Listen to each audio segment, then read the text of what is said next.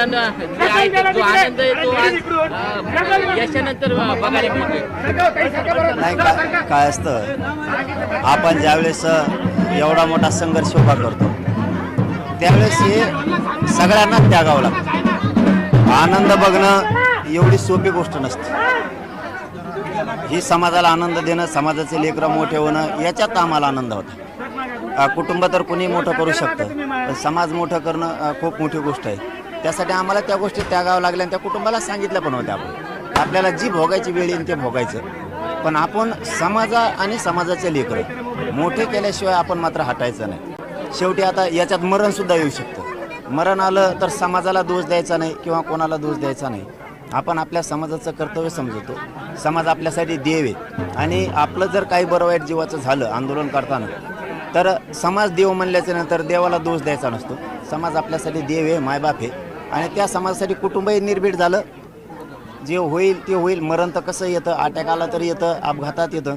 मग मैदानात लढून जर आलं समाजासाठी, तर आपण त्याचा काय म्हणू त्याला की आपलं बलिदान आपल्या समाजासाठी गेलं, आपल्याला चांगला दर्जा मिळाला, समाजासाठी मरण आलं, त्यामुळे हटायचं कोणी नाही आहे, कोणी वाईट पण मानायचं नाही. असंही माणसाला काही होऊ शकतं आणि कुटुंबाने ती मनस्थिती केलेली होती सगळ्यात, की समाज आधी मग आपलं, वाचलं तर आपलं, नाही वाचलं तर हेच. आणि आज त्याचा आनंद वाटतो त्या शब्दाचा, की आपण जे ठरवलं होतं, एकतर मरून माघारी यायचं नाही तर आरक्षण घेऊन यायचं.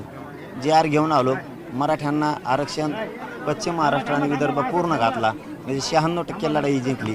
4% लढाई राहिली फक्त. कारण एवढी मोठी लढाई इतक्या टक्क्यात कोणाचीच जिंकत नाही. 10-5% जिंकू शकतो माणूस, पण 95-96% जिंकणं ही सोपी गोष्ट नाही. त्याचा आज खूप आनंद होतो की आज समाज मोठा झाला. दादा म्हणले 1 महिना घरी आराम करणार आहे.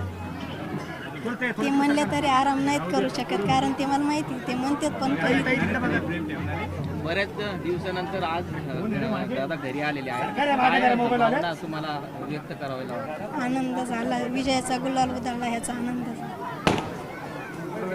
दादा एक वाक्य म्हणले होते, एक आरक्षण घेऊन येऊ मरून येऊ. काळजी वाटत होती, दादा घरी आले. छत्रपती शिवाजी महाराजही त्यांच्या पाठीशी होते आणि गणपती बाप्पाही त्यांच्या पाठीशी होते.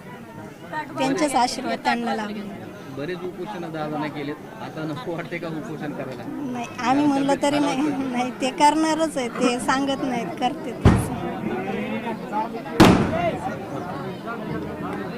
चलो, खूप धन्यवाद तुमचे सगळ्यांचे मनापासून आभार. कटवाले का आम्हाला प्रेम मध्ये